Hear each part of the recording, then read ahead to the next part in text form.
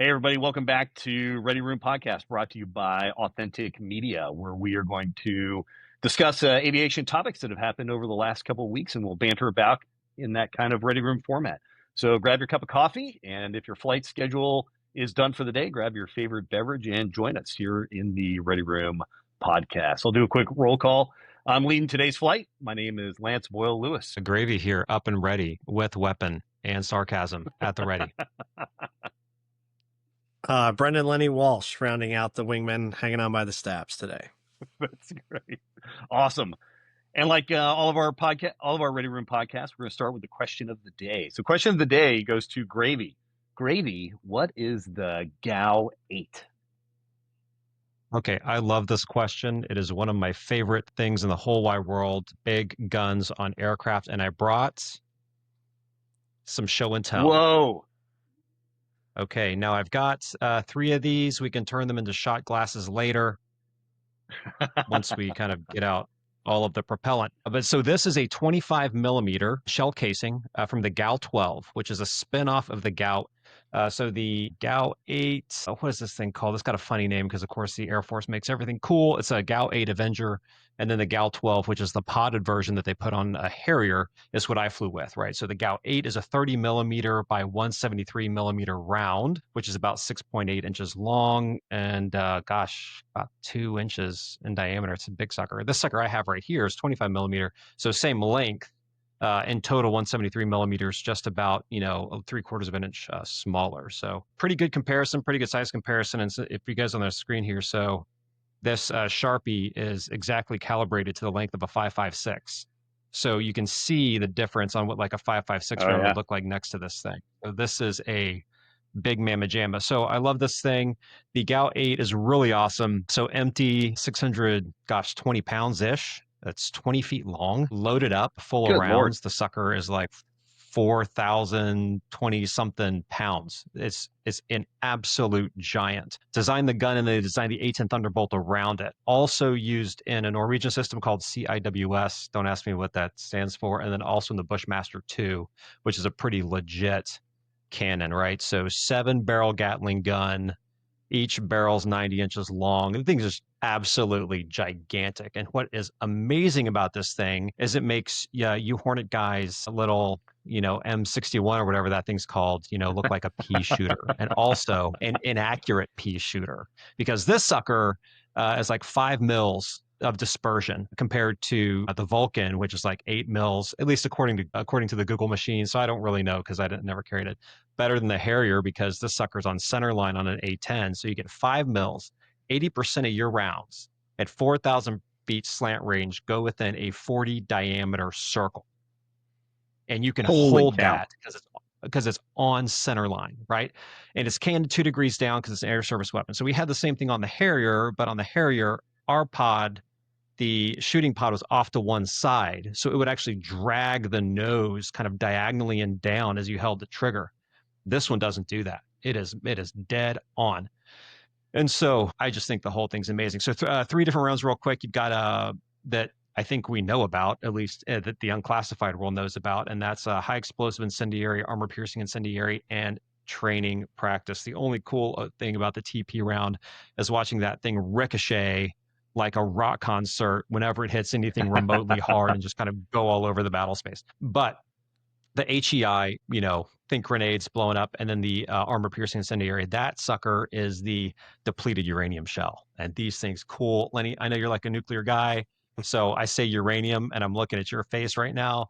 But I mean, this guy, uranium, it starts to brittle down and sharpen as it penetrates the armor, right? And so this thing will do 3 inches through 3 inches of hardened steel armor at like 300 meters, right? So, okay, so that's not realistic in a shooting, from like 4,000 feet slant range. So if from a tactically relevant range, you're looking at about an inch of penetration. So this thing isn't a tank killer, but it is a tank wounder, right? So everything on top of that tank's gone, all sensors, all soft target, everything's just gone, right? So pretty much the only thing that's left on the tank is like a big dumb gun that can kind of go around in a circle with someone sticking their head out of the turret. So it is a very, very lethal machine. Anyway, love it. Can't say enough about it. I'll be quiet. I'm over my my time.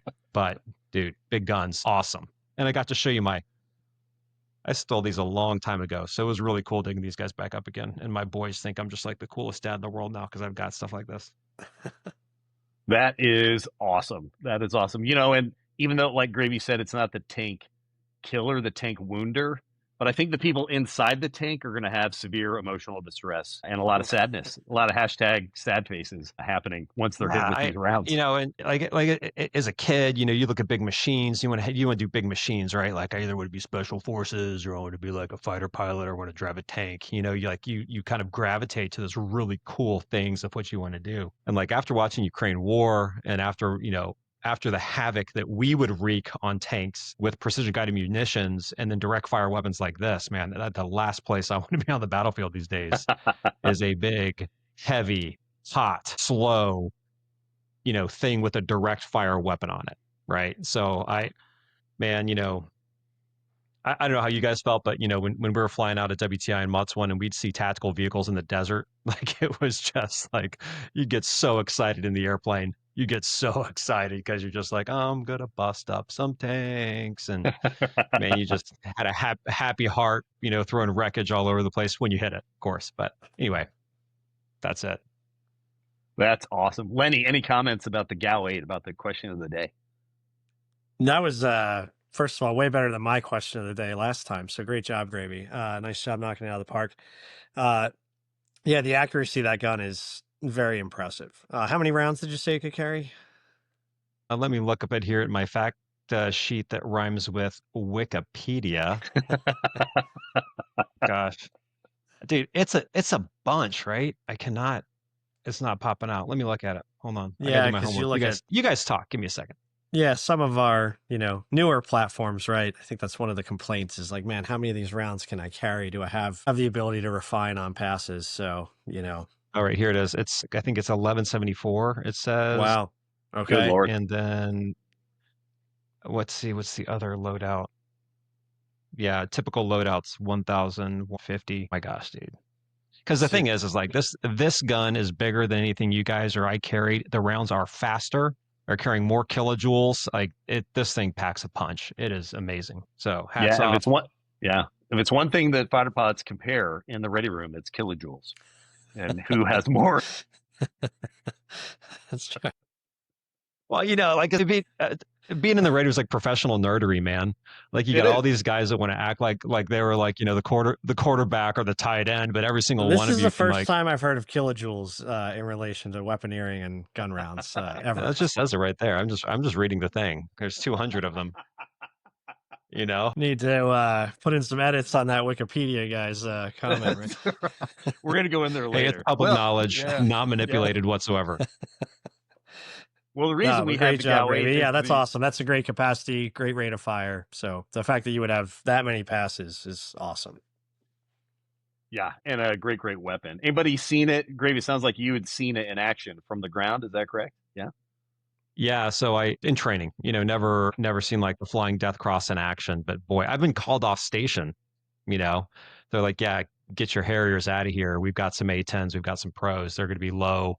They're going to be eyeball to eyeball with the enemy and they're going to wreck some stuff." So, yeah, I enjoy the community. I enjoy the MO, the close air support focus, they're just eminent professionals and they really care about the dudes on the deck. So, well, what's really cool is, and I can't remember, and I'm not going to actually quote physics, Lenny, because you're just going to laugh at me and then make fun of me later. But it's something like the amount of energy coming out of the weapon at firing is equal to the amount of thrust, or near equal to the amount of thrust of the aircraft as it's flying. So it doesn't stall the airplane, but it like, and I've watched it where like as it's coming down, it's on its dive, you'll see it like kind of pause and kind of stutter. I don't know if it stops or anything like that, and it doesn't sound as cool as you think it is, right? From a distance, it kind of sounds like, oh, that's not cool. But the hate and discontent it rains down on the enemy is just unbelievable. Very cool. It is very cool. Yep. And the reason why we That's my had that as nerdery the for the day. question of the day, yeah, we had that one as the question of the day was specific to one of our topics we're gonna hit. Now, last week's episode, we talked all about our inaugural episode. We talked all about the V2 strikes into Iran. and we did deep dive on that, answered some deep probing questions like, is there a toilet? What was the planning like?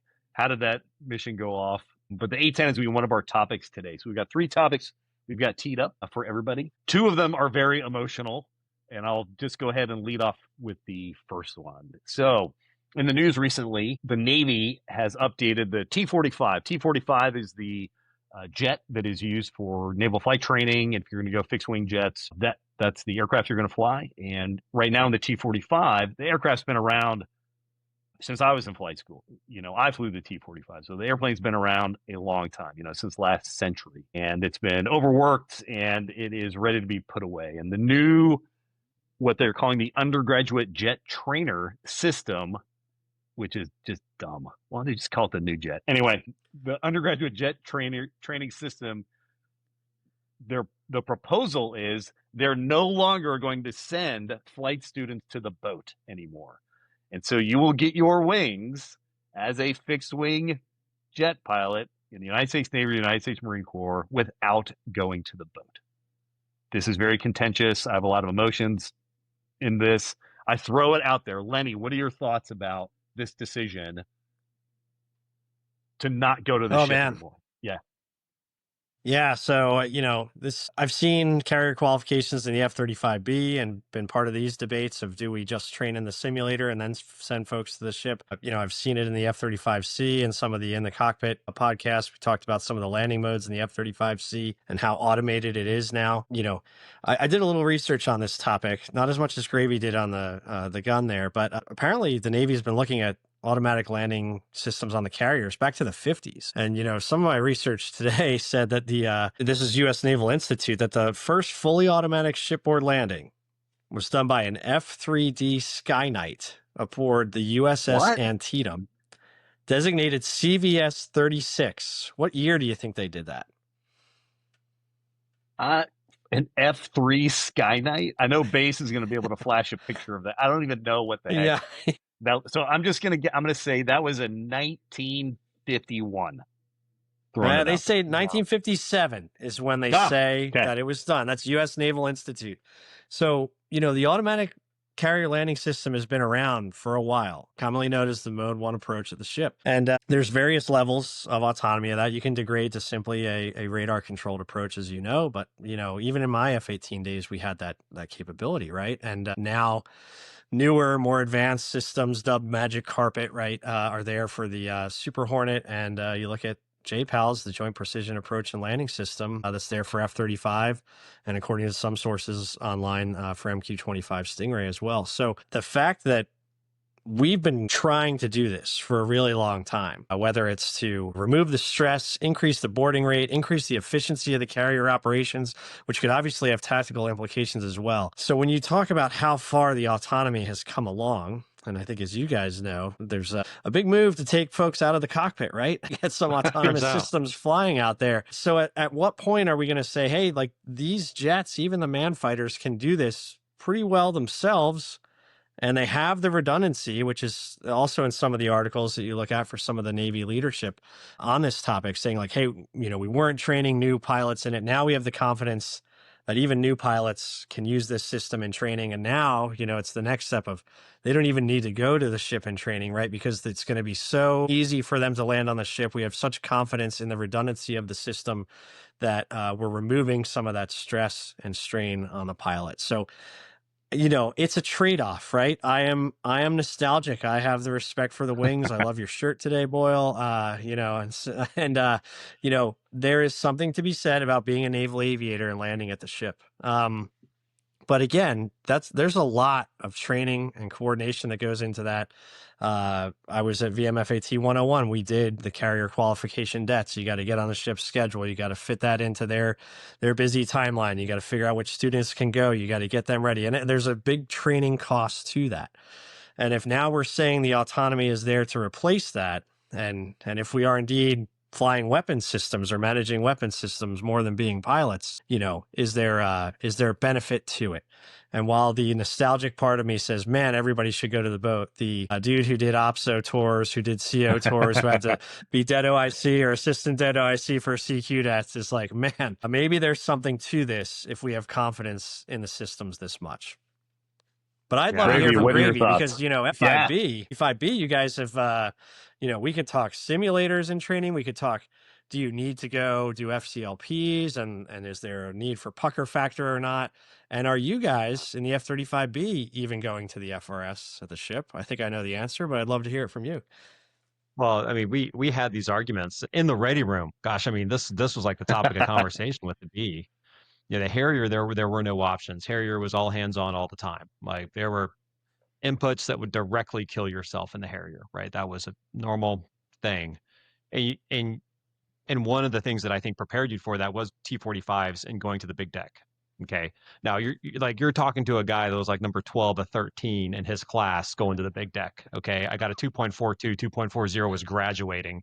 And I think that's because my LSO knew that I had already selected for Harriers West. He was like, I knew you wanted to be a Harrier pilot. So I gave you an OK 3-wire on that last one. So nice job, buddy. Like, so, but that was T-45A, and I was, a-holes and elbows that whole time. I was just happy to be alive at the end of it. But that experience, there's something about that when you get your wings, you are now a naval aviator. Like that is a level of pride and confidence that I think you carry with you that, all ribbing and jokes aside from all the other aviators across the planet and services, like that's something that separates you. Like that is a distinguishing thing about a naval aviator. I land on the boat. I did it 10 times. And I was happy to do that, in a, land then stop configuration, then went to the Harrier, and then I did stop then land. And that worked out great, and I really enjoyed that part. And it was very challenging in different ways than, tailhook aviation, just totally different challenge. Some easier in some ways, harder in other ways, day, night, aided, unaided, blah, blah, blah. Case 1, case 2, case 3, all those things, just different challenges. But we get the F-35 landing, and then like we're doing the syllabus trying to create this thing. And after a while, we're like, man, like, do we even need to go to the boat to stay current, or do we just, show up with a bunch of simulators and some FCLPs, field carrier landing practices? So the simulated deck that's out there as a training facility, close to our home stations, close-ish anyway. So let's just say within 450 miles. So I knew you were going to say that. I knew you were going to bring that. Sorry, I have scars from Ieshima, and anyone that knows that, yeah. So no, what was it? Was it Ieshima? What was the name of that place? Ieshima, you were correct. I think that's it. Ieshima, yeah, man. Yep. Dude, Yep. I like the mustache has taken all my brains from me, and my children have too. So I don't want to say that we should stop doing it just because it's hard, and it's complicated and it's a burden. It's, what are the, objectives of the event, and are those objectives still valid in a day and age in which we're fighting aircraft that can land themselves, right? But then you also say, what about an LSO? Do I need an LSO out there now? I mean, all they do is they sit out there and they lie, right now. I mean, right, that's basically what they're doing. And then I don't think they have to lie in the ready room afterwards. They don't. That was my experience in my deployments. Like they don't have to even lie anymore, right? Because and I talked about this with the F-35, right? You've got auto throttles. You've got essentially an angle of attack hold. You've got essentially a rate of descent controller now coming in. And so all I need to do is essentially manage lineup and maybe do a slight tug aft as I approach the burble, so folks that have seen wind tunnels in cars, right? The air coming down at the back of it, that happens at the ship, right? So you need a small power correction, which you can do with stick. And I'm not going to say it's easy. It's certainly always intimidating, right? There's certainly dangers that can happen. You can miss a wire, right? Folks can still screw it up, even with those levels of automation where you get so complacent that you forget to come back on the power. And if the wire breaks, or even if you flew the perfect approach, your hook point lands directly on the wire, you could bolter, you could have a hook skip bolter. And so, you need to still train to all of these, aspects of the ship is trying to kill you. But that said, your airplane in that equation is trying to get you on board, and it's doing a very good job of it now, even though the ship may still be trying to kill you. So I'll ask you again, after fleet replacement squadron, boat or not?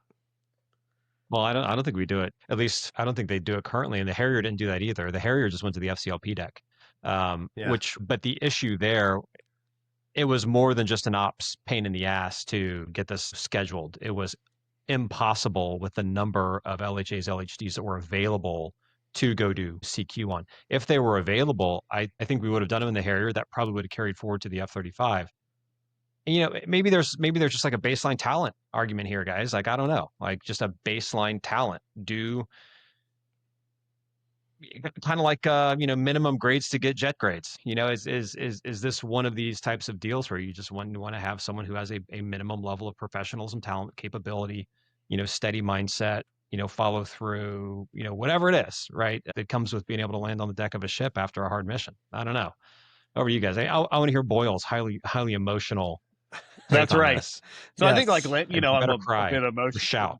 Yeah, a bit emotional about it. There are some aspects, I think, Lenny, you brought up. The systems now are just so good. Do you really need to do in the training command? It is intensely, as you brought up, Lenny, like really hard, really painful to get the things organized. All the stars need to align, the training tax that goes on there. It is insanely expensive to do it as well. But the nice thing about the training command, Gravy, you're just bringing up there before you pass the baton to me about the quality of the person. And Lenny, you mentioned the ship is always trying to kill you. It doesn't matter how many wonderful systems you have and automation you have, the ship is trying to kill you all the time. And when that pilot is in their F-35C at the FRS back behind the boat, is now the time you want to find out that this person can't hack it. And you just, went to the boat in T-45s. All of us knew people in our carrier qual class, our CQ class, who were ace of the base, maybe, with your CQ class and did awesome in the air-to-air phase, did awesome in the air-to-ground phase. And once it came to bouncing and doing the FCLPs and then getting out to the ship, they just crumbled. They didn't have whatever it was. Doesn't make them a bad person. They just couldn't do it. Would you rather find that out at that point, or would you rather find that out later and now they're further down the training pipe? I don't know. That's an argument. The other kind of emotional piece to me is, you may not remember who you started day one of T-45s with or day one of flight school with, but you could probably rattle off every single person who was in your CQ class because you really gel as kind of friends, comrades. Why? Because you're all doing it. You're on the night page together, doing your night bounces. You're all going to the boat. It is a hugely emotional event when you go to it. Like Lenny, like you said, even with all the systems you have in the F-35C, it's still hard to do.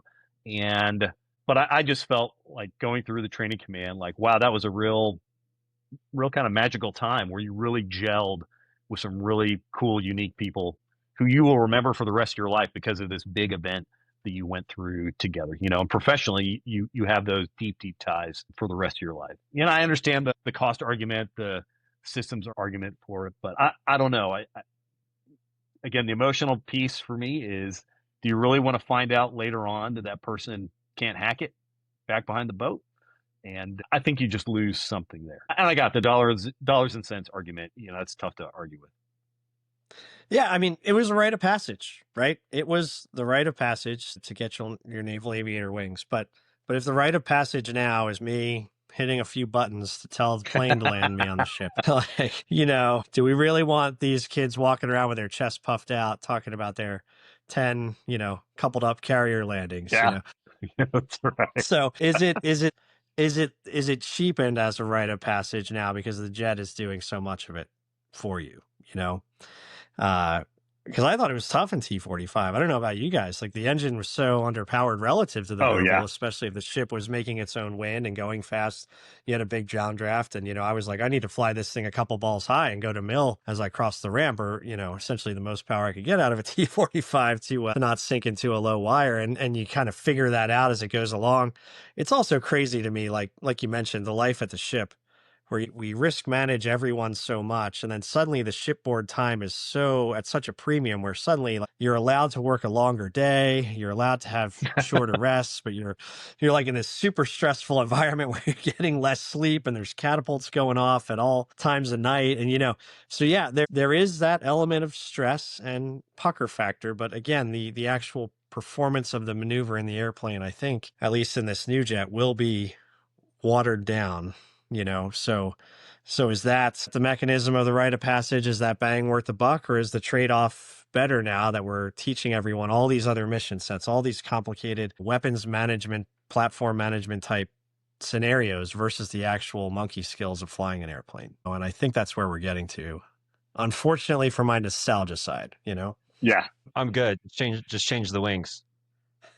Different set of wings. Yeah. Yeah, sure. Yeah. You don't have to go to the boat. Here's your, weak ass set of wings. Like, I don't know what to say. Not that it matters anymore. Well, going to the boat didn't matter until the fees. Like, that was not part of the flight school curriculum until the 19, in order to get your wings, you went to basically a training command ship, and they used to have them there in Pensacola, and then out the Great Lakes. But it wasn't always, going to the boat wasn't like on day one. Naval Aviator #1 landed on the USS Langley, and he was the first person to do it. That didn't come out until 20 years, almost 30 years later. So now are we going back? Anyway, there's a lot of emotion. I know there's a lot of old salts out there who are going to lose their mind when it happens. Yeah, I don't know. As long as the reason isn't because it's it's too expensive or it's too hard. Like if those are the reasons, I reject the premise. It needs to be cold hard logic. What are the objectives that we are looking for in an aviator? Like what are the skills? And I'm sure they're doing that. Actually, I'm not sure they're doing it. I would like to be sure that they are doing that and working it backwards. And if in fact you don't have to go to the boat, okay, fine. You go smash an airplane into the back of the boat at some point, and you'll probably reassess. I don't know. I would think it's all about the efficiency of the ship, though, right? If that, think about you use less gas, right? At a bare minimum, if the jets are all landing efficiently, your recovery time is shorter, and there have to be operational implications to that, in addition to just the ship's crew being happier that everybody got on deck faster, right? So at the end of the day, if the ship can operate more efficiently and it's made more combat effective by the implementation of these modes, then yeah. And now if that's the primary way people are landing, is the juice worth the squeeze to be training, to backing it up when ultimately you have these super redundant modes? And I mean, that's what they told us in F-35, like the amount of failures to remove these modes that you would have available to assist you in landing, it's essentially like, the airplane's not flying if that stuff is gone. So, you will have these modes available is essentially what they, told us. And I kind of believed them, and I didn't actually open the books too much to get into that, but they said like, hey, so we're going to train to that, and you're going to use these pilot relief modes or pilot assist modes, and that's the way we're training it now. And yes, you can still screw it up. You could still get complacent and forget to come up on the power or do other things or let lineup fall out of your scan, right? But at the end of the day, if it's making the ship, to your point, Gravy, more combat effective, more efficient, and do you still need to train that way? And I'm sure a lot of big brains have put answers into this study, and if the answer is no, then yeah, I feel sad about it, but one more rite of passage gone, right, before the robots take over. I mean, we're still going to call all the newbies weak, right? Like it doesn't really matter their justification. Like our minds, we have to hold like a front, Well, what do you think the old timers say about? Oh, they had like auto throttles, like they could do that. They had an AOA indicator that like showed them they were on speed. Like I just had to judge it by the pitch of the plane. Like I mean, oh, they had a ball. They could actually look at him fly at a dude holding up a wooden paddle stick. Like I mean, so we're not going to solve this debate, right? I'm sure there's a lot of old timers poo pooing us, and had the honor of addressing some of them, in Miramar several times. Be disappointed if they weren't poo pooing us. Yeah, that's right. Yeah, so But at the end of the day, did they have a few basic mission sets? And now you're like, man, we got to coordinate. We got to be the 5th gen player in these large force exercises, and make all these tactical decisions. Like that's what you're doing now. That's right. It's not just the monkey skills and the stick and rudder skills anymore. Yeah. So. And Lenny, you're a great straight man. I think we could keep it reattacking that target. But you just brought up the large force exercise piece. What are we using these platforms for? And I wanted to bring up our topic number 2 or target number 2, which was not the exercise, but Talisman Sabre is coming up, big bilateral exercise with the U.S. and Australia in the Pacific. 19 other countries will be playing. 30,000, soldiers, sailors, airmen, and marines. Ships at sea, aircraft, submarines, etc. Out, big giant multinational military exercise, and not in particular Talisman Sabre. Really, just wanted to talk about what are these large force exercises that we do, especially multinational? What do we get out of them? What are they like doing it? What are the benefits? What are the drawbacks to those? And we've all done them, and just want to kind of throw that out there, into the ready room about, kind of what's the point of doing these things? I don't know, Well, Lenny, what's the point? Yeah, Lenny, what's the I mean, of point? course, the point is to work with our allies, right? And be interoperable, right? China right now has the largest surface navy in the world, according to, sources that I've looked at online, right? And their shipbuilding capacity and everything else, right? So at some point, if, a conflict erupts, we're going to have to work with some people, right? And while we've got a great military and, combined tri-service that would be mainly doing this war with some help from our army friends, I'm sure we've got a lot of friends in the Pacific region there, right? Australia, as you mentioned, right? Japan, where you guys can both probably comment on a lot of exercises you did there. I never did a Talisman Sabre, but I did a rim pack at the end of my last deployment. And so yeah, what are those basic building blocks of how we would all train together and then build that on how we would all fight together? And I think that's the point, if we have to, right? And if not, at the end of the day, there's still probably some deterrence there as well, that we can interoperate. Australia has F-35s, right? We've got F-35s. There's a lot of commonality there. My successor in 314, demonstrated the range and the rapid deployability of the F-35C to the Pacific, and went to Australia and trained for about a month with the F-35As there. And that's a huge message to send, right? And that's at a unit level of a rapid deployment. But then you talk about the ability to do this in a large force and mass effects. There's a big message there, and so yeah, I think that's the point, right? Is that, Yeah. if something were to happen, we would be fighting together with people in the region who are also probably very interested, because it's more of their backyard in protecting it. Gravy, what are your thoughts? Well, there at all levels, tactical, operational, strategic, there's different benefits to all these things. And yeah, they can be a huge pain in the ass on the tactical side. You can kind of feel like you're riding the end of a whip of some like staff pogue, up at higher echelons. But it's like, wow, I think it'd be a great idea for you to deploy to some random island in the middle of nowhere with absolutely no support whatsoever. And sometimes it feels kind of random and stupid at the super tactical level as a captain, sans perspective. But I think as you like get through it and you get higher up in the ranks and you see higher, you kind of like, oh my goodness, like this is it's required in order to have a ready and prepared fighting force. I think one of the reasons we are so good at what we do, or we were so good at what we do, and maybe why they are so good at what they do now, is because they are constantly fighting to train and training to fight. Especially Marines. Like you got to be scrappy to train and you got to work hard. You have to fight the system to train. You've got to fight the ops guys. You've got to fight the admin guys, the range reg guys, the money guys, the tanker guys, the lift guys. Everything is a fight to train. And then you actually go train to fight. And then you come home, and as you're, recuperating, you're gleaning those lessons learned, right? And you're figuring out how to do it when the big mish pops up. So I think it's absolutely essential. They're required for us to be the best at what we do. I think it's what sets the United States apart from the rest of the world, and the air services especially. And then the strategic level, you've got the global force management piece, right? So what are we doing with who, when? What messages is the president sending to what leaders in the world to support his policies, so we can solve conflict, without having to actually go to conflict, win the war without fighting. Operational, exercising the big machine, and then tactical, man, you're just steel sharpened and steel. All the young guys going out. I mean, Lenny, like you guys in the F-35C, you could fly for days. We couldn't do that in the F-35B. We had to, hit the KC-135 like 14 times between Iwakuni and, J-Bear up in Alaska, Joint Base Elmendorf Richardson. It was insane the number of times you'd hit the Iron Maiden, right?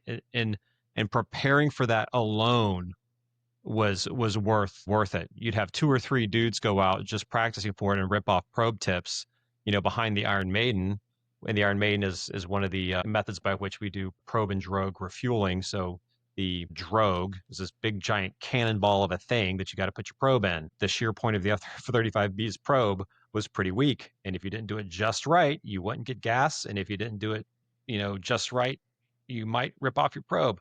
And it happened time and time again. Well, you go on the big mish, you rip off a probe, now you're down. You're down that fighter. And, now you're down, critical support. So even simple stuff like that, I think was absolutely critical. I loved them. I loved them all. I never did Talisman Saber. I mean, it sucked being away from your family, but dude, do your job.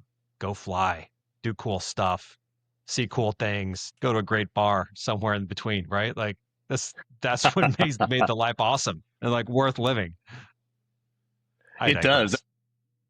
I would say, Lenny, you brought up about would you say your predecessor took the F-35Cs down to Australia? My successor, Michael O'Brien. I'm sorry. Schnooky. Yeah. Yes. Yeah.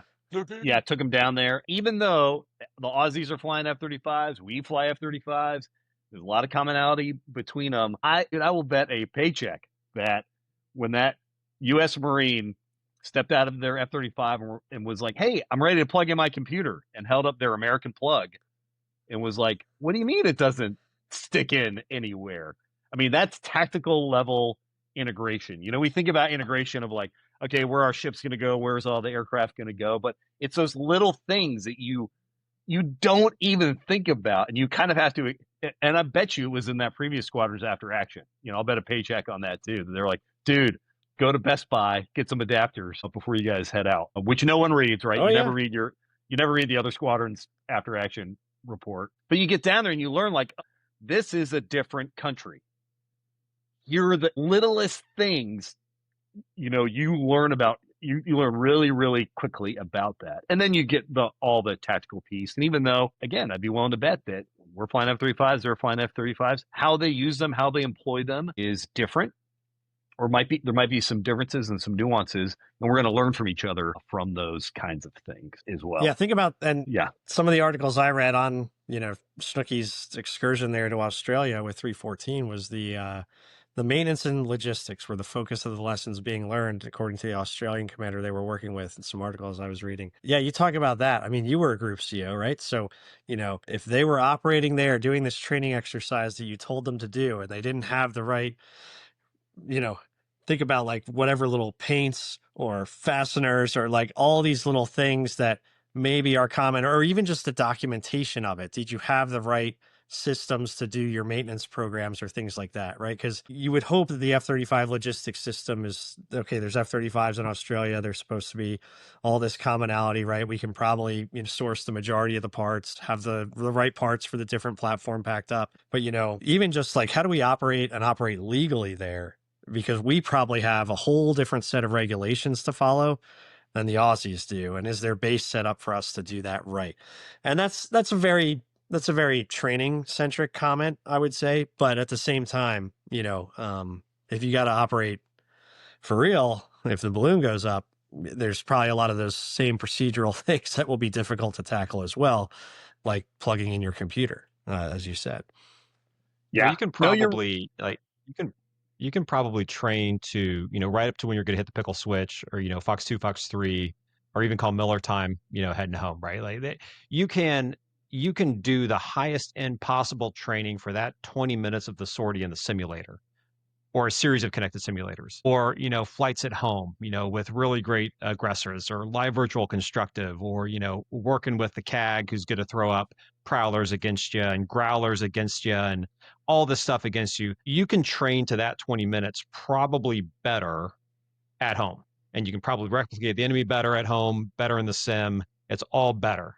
Going up to Alaska, right? Red flag, green flag, northern edge, any of the flags, right? You go up there, you do that stuff. Like that is where you are going to get the best 20 minutes of your life. Okay. But the build up to that 20 minutes is about, 3 months of planning, logistics, money, movement, and like all of the other that doesn't even get the airplane in the right piece of airspace. So like when you think about like the actual big mish where there's going to be 80 red and 80 blue and everyone's going to smash together in 30 or 40 square miles of airspace, the odds of that actually happening are just the side of zero. because of all of the logistical considerations. And everyone just happens to be up and ready, off the tanker, in Marshall, checked in, blah, blah, blah, on the right frequency for the red side and the blue side. And now these opposing forces are going to shoot live slammers at each other. And now, right? At this exact perfect moment of time. I'm sorry, no. Dr. Lewis over there is like going back in his history brain, trying to like disprove me right now. And he's like, oh, you don't actually, right? So Battle of London, like that's probably it, right? So everything about the exercises is about the other, not the 20 minutes. It's about the other. All of the other things, like you said, you send the gunny out to buy the adapters with the unit credit card, but the unit credit card doesn't work, or he doesn't have the right authorization, or they got to call the CO, but the CO's flying. So they call the XO. The XO's on baby leave. So got to call the OPSO, but the OPSO doesn't have the authority to give the authority to say, spend the money. And you learn all of that. So that's what I really think it's about. It's about the churn, the grind, the fight, the friction. It's about training everybody else. If I'm getting my aviators together, that 20 minutes I can find a better venue for, probably. I don't know. Your thoughts on that? Because it's kind of a distilled, focused, venue and doesn't have a lot of external factors. I mean, I guess I could go either way on that. No, you're exactly right, Grit. It's about the fog and friction, and is that how war will be? Absolutely. Will it be the same fog and friction? Who knows? But at least you're developing the muscles to overcome those things and how to problem solve in a dynamic environment. And then when you're working with other countries, let alone just between the US and Australia, but 19 others, boy, you're going to learn a lot about their cultures, how they do things, what are their rules, what's their rule set, how are their maintenance procedures. I think one of the best examples of doing working with another country was we had a NATO AWACS once, and this is what it sounded like. Dark Star, count with me. 3 group, 1 group, 2 group. And you're just like, Judy. Oh my God, this is what this is what it's going to sound like. For real. This is the best, and that person is a trained professional and they're doing their job well. And then some of the, that's a funny example where it was literally the count in the airplane. But, how do I overcome just, we're separated by a common language, right? Everybody, English is the universal language of aviation. But what about different accents? And those who have flown around Japan or in and out of Europe, how hard it is to like, what did you hear the call and then you're on aux going like, what did that dude say? What did he say? Like what's going on? But you learn how to overcome those things and how to work through it. You can't, there's no simulator in the world that's going to replicate that for you.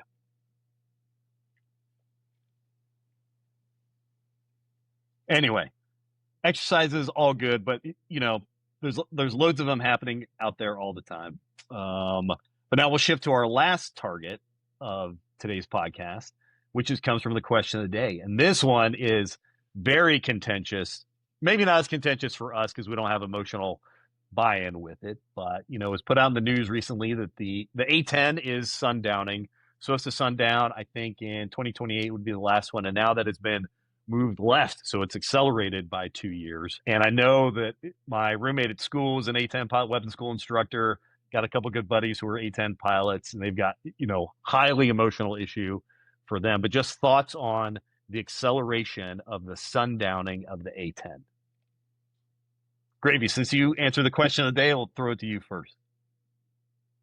Oh man, I don't even really have great formed opinions on this because we do have to progress. We do have to, give other weapon systems a chance to come online and do the job. And if we keep on using old stuff, how long are we going to use old stuff? But I also say that knowing that the A-10 is, one of the best, platforms in the world for close air support. But I also got to say, close air support is changing. And you want to talk about something that's going to get some dudes heated. Talk about that. Talk about the fact that you don't necessarily need to have a flying thing over your head for close air support. You might have a precision guided weapon system that you drop in a tube, or that you have organic to your unit, via a small UAS, a group 1, group 2, group 3 capability. I don't know. So you have to think about the future and how close air support potentially is changing as you're also considering this community, which is so incredibly good at what they do. None better. Every time, was it Senator McCain that was always trying to kill the A-10? I can't remember. I don't want to use his name in vain. I mean, God rest his soul. But like one of those guys was always trying to kill the A-10, and maybe I had it completely backwards. Maybe he was trying to bring it back. I don't know. But like someone in the Senate would always save them. Like year after year, they get saved. And internally, I was always like, yes. It's like, God, yes. Well, the Air Force has been trying to kill off the A-10 since about okay, and then the senators brought him back or something. Yeah. Because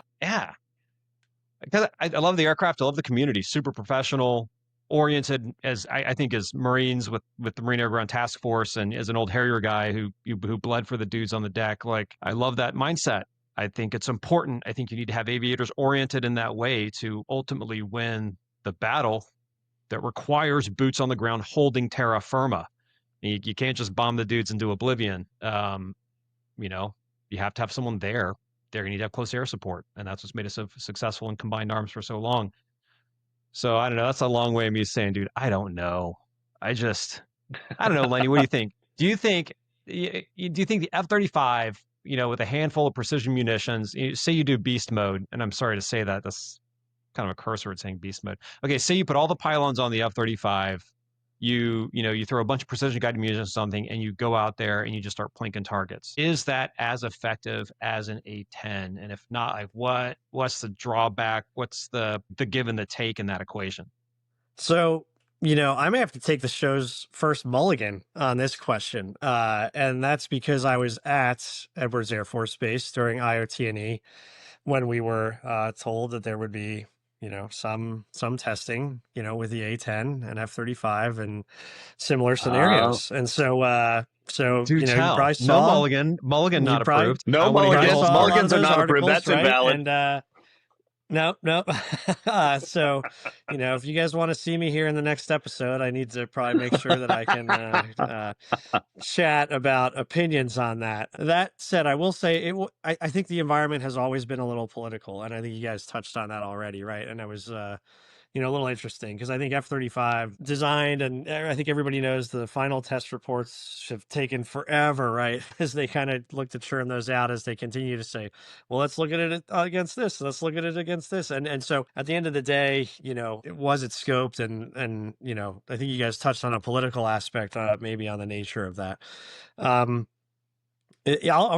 I'll give one other experience of me working with A-10s, and I was an OPSO in Yuma, and we were trying to schedule an exercise with the A-10s, and this was probably my fault, but I called up some A-10s at a different base in Arizona, and I think they were supposed to be the strikers, and we were supposed to be their escorts, and I don't even think there was a time difference or anything, but I zoomed out on my map scale, and I finally found the dudes, and I saw how fast they were going. Do you guys know what the top speed of an A-10 is? Have you guys? Oh, isn't it like 225? Just sub 250, Yeah, it's like right? 225. I think they can get above 4, but it is like 0.5 and some change Mach. And so it's like, today's, and I just remember like the timeline was, so I think I gave these guys like, hey, here's what it is. I think I backwards planned a takeoff time thinking they were much faster. I won't put it on them because like you said, great professionals, great community, great at what they do. I don't think I was great at mission planning with them. WTI taught me how to plan with Marine Corps assets, not with Air Force assets, and the speed of the A-10, which I learned about that day because we did the whole fight and left before they even made it on station. And again, I'll put that one on me. But the battlefield is changing, evolving. It is different, right? It and is. There are different threats out there, right? But as far as making a final determination, I'll wait to read the report so I can be with you all next week. Well, I can fill the time. Have either of you guys gone air to air against them? Yes. No. Yeah, in the F5. You have? Yeah, did a lot of F5 red air. Yeah. I did too. I did F5 red air. I'll let you talk about that, but that was an experience that my neck and my back are still telling me about. Yeah. So they would we caught in the sniper ready room. So BMF-AT 401 in Yuma, Arizona, the red air squadron that was there. First time I go out to fight an A-10, it was 2 of them. So it's going to be 2v1 the hard way. But I'm the red air, right? So no big deal. And they're A-10s. They only go like 5 miles per hour. The thing can't maneuver in the air-to-air environment. This is going to be a piece of cake. And they're like, watch out for the hog wheel of death. All they're going to do is get in this 2 circle, the 2 of them, across circle from each other. and then you're going to be trying to do loops and coming down. And all they're going to do every now and then, they're just going to poke their nose up and try and shoot you with their gun or their aim 9 or whatever it happened to be. So that's going to be their tactic. And I'm like, what?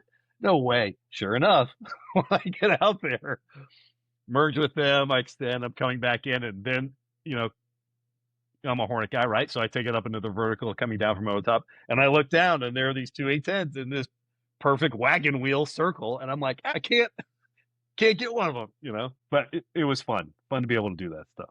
It was harder. It was harder than I thought it would be. I did I think it was a 4v2, and there were 4 of them doing the wagon wheel, and there were 2 of us. And you have to keep the speed of the F5 up because you bleed in the tiny motors. You just can't get your speed back. You have to keep the speed up. So you keep 450, 475. So you're pulling 4.5, 5 Gs continuously just to try to keep sight of them because they were hard to keep sight of. And so then you go high, you lag high, try to get into the sun so they couldn't just pick up their nose and throw a 9 mic at you or something like that. And you have to dive back down. It was actually moderately difficult with the constraints they put on us. BVR weapons would have solved that problem, of course, but for within visual range, it wasn't as easy as I thought it would be. Yeah, they circled the wagons. We got the X. Yeah. They got the X, so good on them, right? Training plan complete. We did our job, they did theirs. But I've always liked the A-10. I don't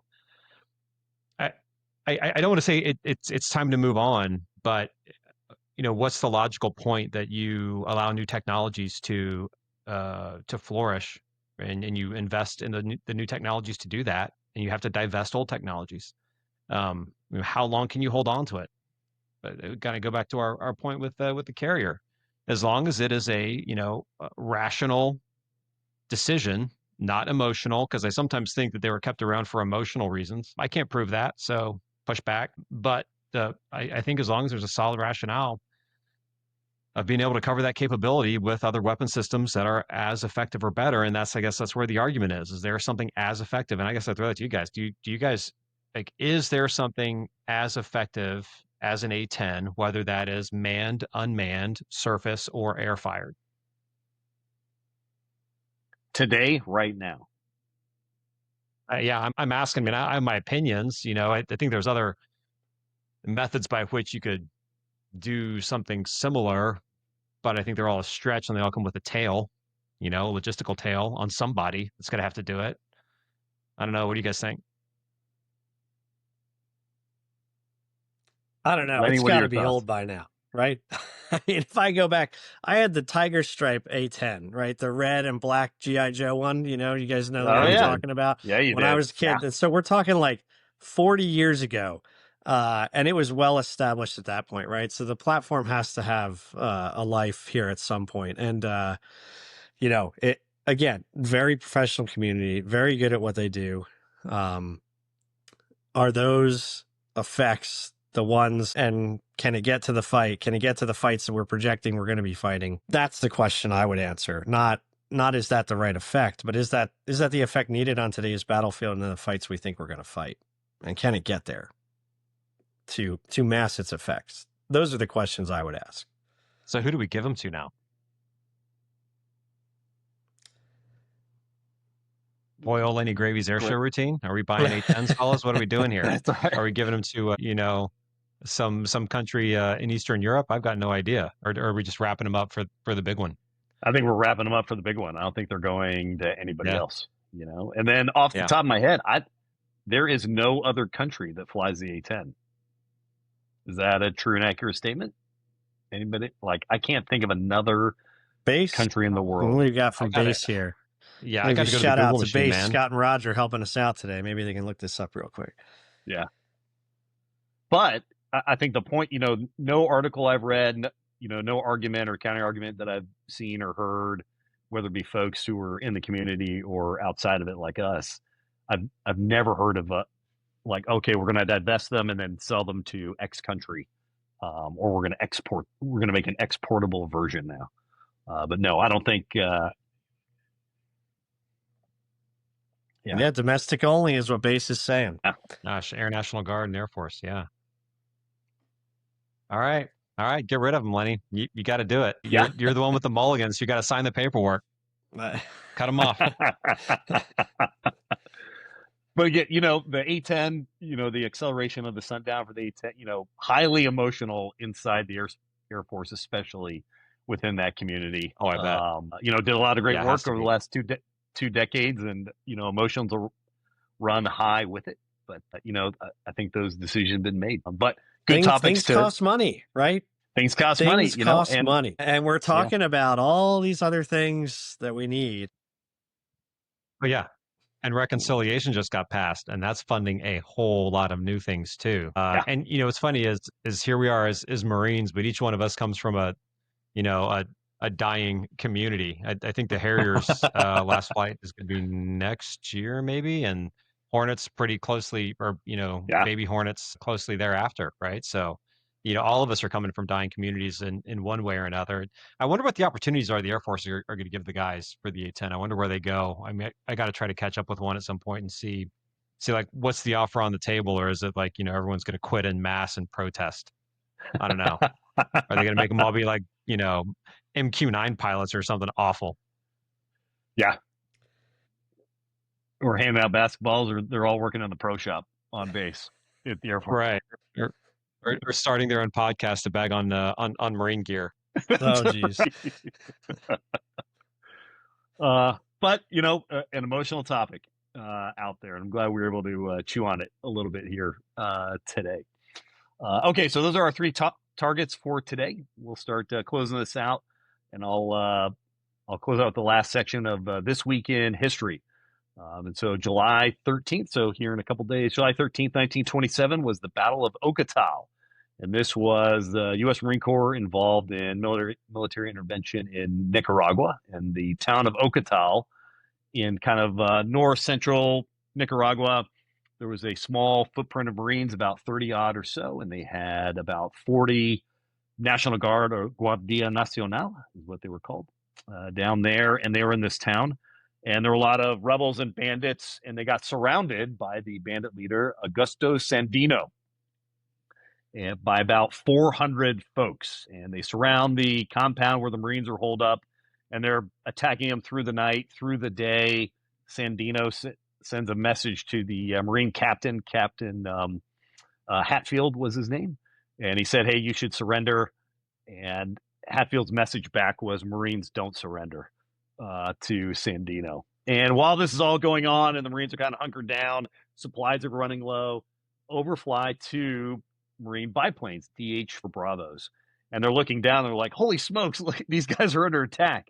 They land back at their main base, and then 5 DH-4 Bravos led by Major Ross Rusty Rowell go into the attack. And with those 5 aircraft, they do dive bombing, strafing attacks, and they drive off this numerically superior force just through air power alone. It kind of saved the day. And that it's gone down in history as kind of the first use of close air support. That is a lie. The Marine Corps had been doing it since 1919 in Haiti and the Dominican Republic. We don't need to get into that. The point being, the Marines have been training for this for almost a decade. Marine Corps was the only force who was doing dive bombing, was doing kind of dive strafing. And so when the moment came to actually use it, they employed it very, very effectively. But a big important day for Marine Corps aviation there, the Battle of Ocotal, July 1927. Wow, well done. Yeah. Like Great back in the facts and days of knowledge the bombing in the day attack Harrier, where they'd make us, do the dumb bombing off mill relationships.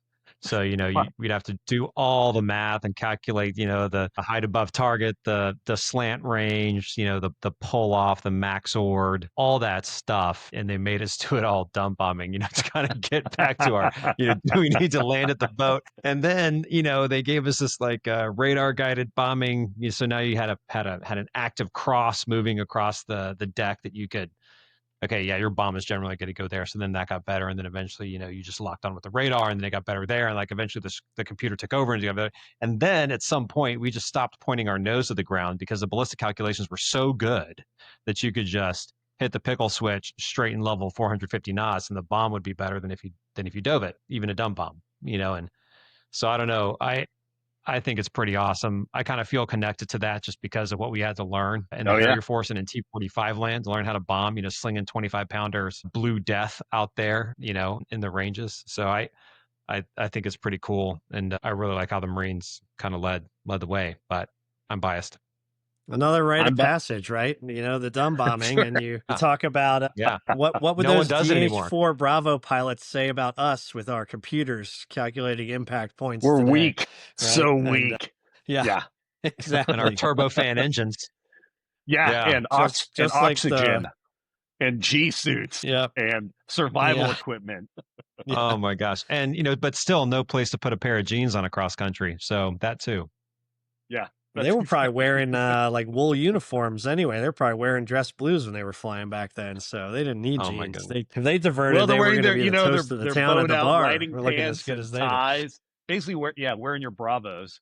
did. And Yeah. and goggles. Yeah. Good on them. Yeah. All right. Well, that kind of closes us out for today. Lenny, any save rounds or alibis from you, my friend? You know, I got a reattack from last week. Apparently, the B2 Oh. does have a chemical toilet, right? So, I Oh, think yeah. we need to Mystery we educated solved. ourselves a little bit. Yeah, You're right. Yeah. So we probably should have Googled that before we were talking about it last week. I'm sure there's a lot of B2 pilots that are upset with us and think we're idiots, but we are Marines and we are able to learn. So I looked it up and I wrote it down with my crayons in my notebook. And you didn't eat the crayons. Good job. And you used small, single syllable words. You That's made it. right. That's great. Great reattack. No, Yeah. Gravy, how about you? Any save no rounds or reattacks for me. No save rounds, no alibis, but you do have to say authentic. You got to remember that. I do. I have to say authentic. Said it at the beginning. Yep. And I'll say it here as we close out. Yeah. Hey, thanks everybody joining us on the Ready Room podcast, brought to you by our good friends and comrades at Authentic Media. And then for folks who are watching this or listening, please post any comments, give us any questions or any topics you would like us to address here in the Ready Room. Please let us know and we'll do our best. But I think I hear the XO coming down the hallway, fellas. Time to get back to work. Time. Get to work. Thanks, everybody.